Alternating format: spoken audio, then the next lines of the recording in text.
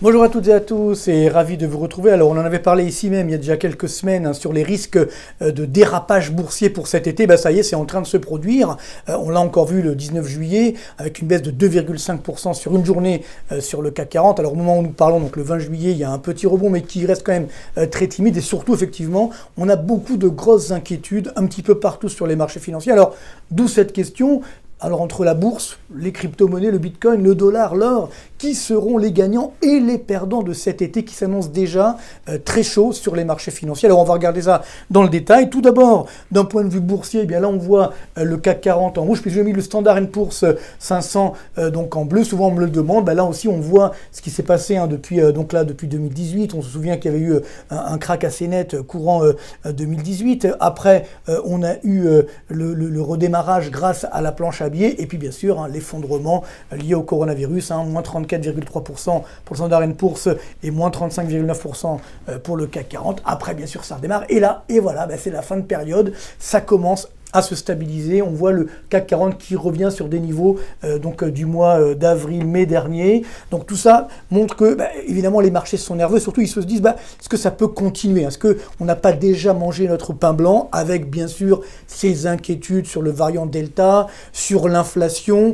et donc c'est ça qui aujourd'hui rend les marchés boursiers particulièrement nerveux. Donc là on voit le CAC 40, alors on retrouve ce point haut atteint le 17 juin dernier à 6666 points, encore une fois, alors les superstitieux s'abstenir bien entendu, mais c'est vrai que depuis on a eu pas mal de séances de baisse assez fortes, par exemple le 8 juillet moins 2%, après un redémarrage pour le 9, et donc là le 19 juillet moins 2,5% sur le CAC 40, après déjà plusieurs journées de baisse, ce qui veut dire que depuis ce fameux point haut du 17 juin, on a une baisse de 5,6% du CAC 40. Alors c'est pas dramatique par rapport au redémarrage qu'on a pu avoir précédemment, mais néanmoins, on se rend bien compte qu'aujourd'hui, le plus beau est passé. Il y aura encore, bien sûr, au deuxième trimestre, des bons résultats pour les entreprises, parce qu'il y a un effet de base très positif. Rappelez-vous, il y a un an, au deuxième trimestre 2020, c'était la catastrophe. Donc là, on a un redémarrage logique, donc tout va bien, entre guillemets.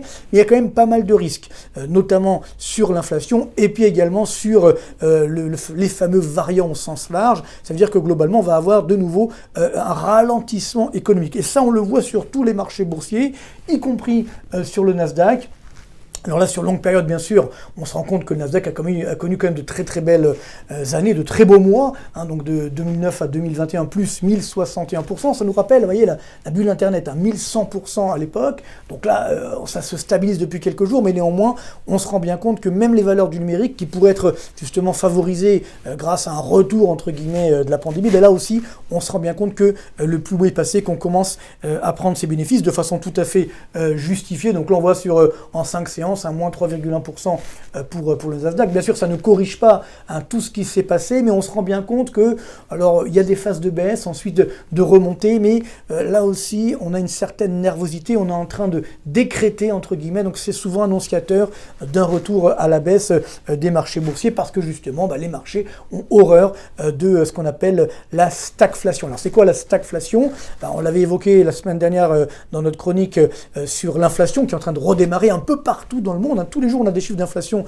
qui augmentent. Encore aujourd'hui, les prix à la production en Allemagne, qui sont les indicateurs avancés de l'inflation à venir. Donc, même si pour l'instant, en France, par exemple, l'inflation est faible, mais les prix à la production, donc indicateurs avancés de l'inflation de demain, sont très élevés, presque 7% d'augmentation, ce qui veut dire que l'inflation elle va augmenter. Et donc, ça, c'est dangereux parce qu'on a à la fois une inflation qui augmente, alors bien sûr, parce qu'il y a des pénuries de matières premières, etc., mais dans le même temps, on a un ralentissement économique. C'est ça qu'on appelle la stagflation. C'est un mot qu'on croyait complètement oublié, vraiment aux oubliettes de l'histoire. Mais finalement, ça revient. On avait vu ça dans les années 80, par exemple, ou début 90, ou encore en 2008. Ça veut dire qu'on a une inflation élevée et un ralentissement économique, sans parler de stagnation économique. Il est sûr que si on a des nouvelles craintes sur la pandémie, là on le voit en France avec des passes sanitaires, etc., où on va un petit peu bloquer nos économies, la reprise qu'on escomptait très forte, elle ne sera pas forcément au rendez-vous. Le problème, c'est que comme il y a quand même des pénuries sur les matières premières, des pénuries également de main-d'œuvre dans certains secteurs, et là on voit l'inflation qui augmente. Donc on a les deux à la fois, une inflation qui est un petit peu incontrôlée, et puis de l'autre côté le ralentissement économique. Alors c'est ce qui fait peur un petit peu au marché. Bien sûr, les banques centrales sont là en train de dire non, ne vous inquiétez pas, on sera là, mais sauf qu'elles ont utilisé beaucoup de cartouches, pareil pour les États, et donc elles n'ont plus beaucoup de cartouches pour relancer la machine. C'est ça, je pense, la prise de conscience que nous avons aujourd'hui, c'est qu'on se rend compte que finalement, la pandémie malheureusement n'est pas terminée, donc il va falloir s'habituer à vivre avec des phases de stop and go sur l'activité économique, et comme on a déjà utilisé beaucoup de cartouches pour relancer la machine, on aura du mal à relancer en permanence la machine, donc on va devoir s'habituer avec une fois la croissance de rattrapage terminée, on va retrouver une croissance molle, notamment en France, dès 2022, on va revenir vers 2 voire 1,5% de croissance. Rappelez-vous que c'est notre croissance structurelle en France, seulement 1% de croissance par an. Donc, bien entendu, au niveau mondial également, après une croissance mondiale de à peu près 5% cette année, on va avoir un ralentissement vers 2,8% de croissance en 2022. Donc voilà, ça, effectivement, les marchés ne s'étaient pas préparés à cela. Alors, c'est vrai qu'on avait beaucoup dit, c'est pas grave, on a d'autres valeurs refuges, des nouvelles valeurs refuges, et notamment les fameuses crypto-monnaies. Alors bon, je ne vais pas m'appesantir sur ce sujet parce que c'est vrai que c'est devenu une religion, les crypto-monnaies, mais tout de même, on va quand même voir quelques graphiques qui sont quand même assez incroyables. Donc là, on voit le Bitcoin, tout simplement. Alors c'est sûr qu'on a eu une très belle phase de hausse, justement, en 2020 et en 2021, donc malgré finalement la pandémie, puis on s'est dit finalement, c'est certainement l'avenir. Et puis voilà, et ça s'est effondré. C'est vrai qu'on a eu 110% de hausse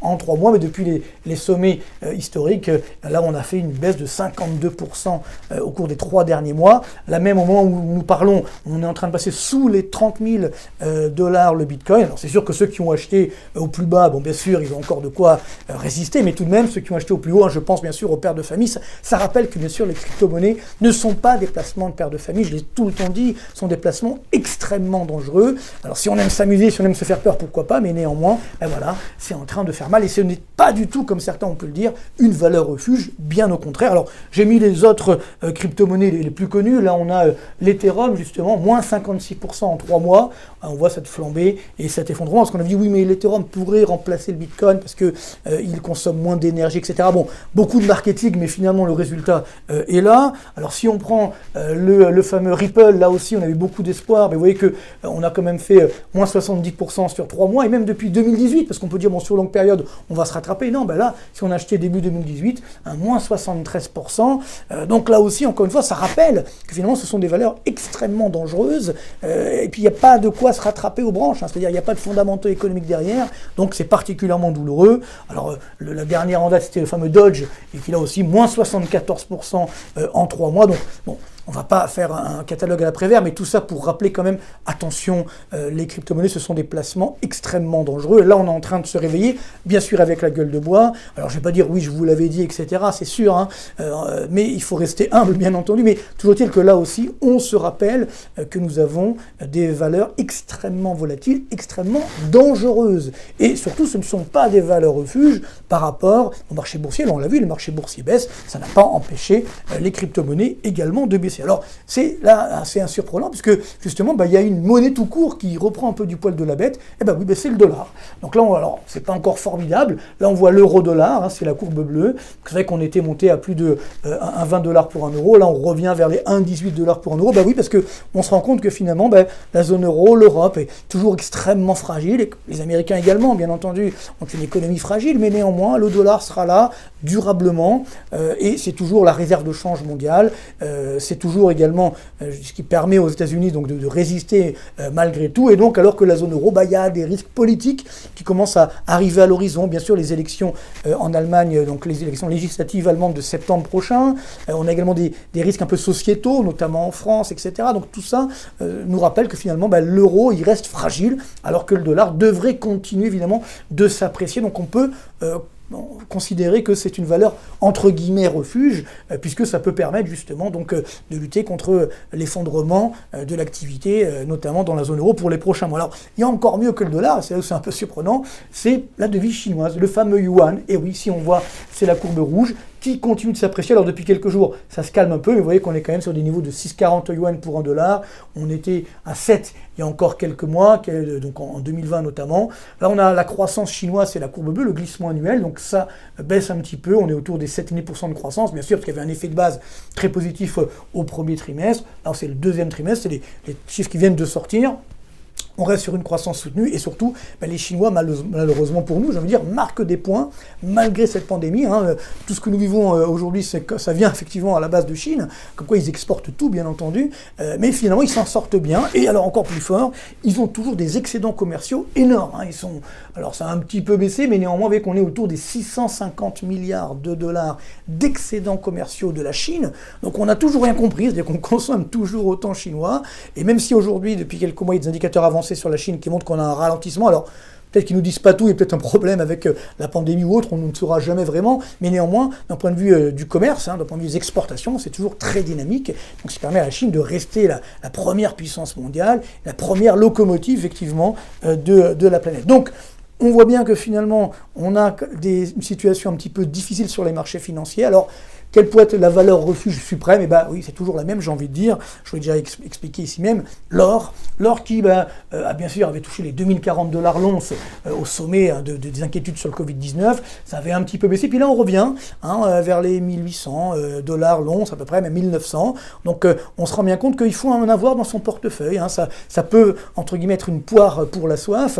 Et surtout, si jamais on a de nouveaux risques sur la pandémie, ça retrouvera son risque de valeur refuge avec, parallèlement, évidemment, le rôle de valeur refuge contre l'inflation qui est toujours là.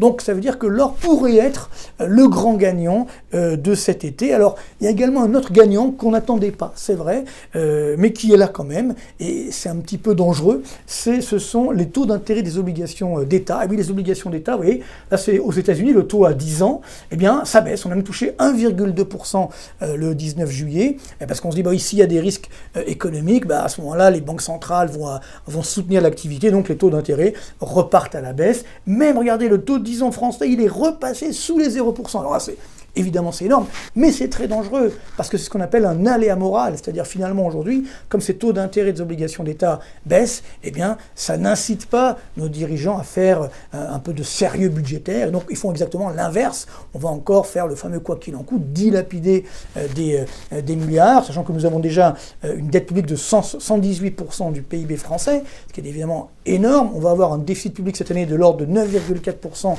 notre PIB, là aussi un record absolu. Donc c'est ça qui est dangereux. Les taux d'intérêt qui sont bas n'incitent pas justement à faire des efforts et surtout à bien utiliser les finances publiques. Comme vous le savez, seulement à partir du 19 juillet, les Français, les salariés français, commencent à gagner de l'argent pour eux-mêmes. Jusqu'au 19 juillet, tout ce qu'ils ont gagné, c'est pour alimenter les dépenses publiques. Alors bien sûr, une partie d'entre elles, on les récupère, mais néanmoins, ça montre bien que nous sommes toujours le numéro 1 mondial des impôts. Et malheureusement, si on augmente cette dette publique, même si à court terme, ça coûte pas cher, il faut bien comprendre qu'il y a le risque ensuite de nouvelles augmentations des impôts. Donc voilà, tous ces dangers, ils sont là. Et donc si on doit conclure pour cet été, qu'est-ce qu'il faut faire? Il faut rester évidemment très prudent. Ceux qui aiment les montagnes russes vont être servis. Donc quand on a des phases de forte baisse boursière, il faudra effectivement racheter. Mais je pense que sur l'ensemble de l'été, on a quand même des marchés boursiers, notamment sur le CAC 40, qui seront à la baisse. On pourra ensuite bien sûr revenir, mais ça sera quand même néanmoins à la baisse. Par contre, mettre un petit peu d'or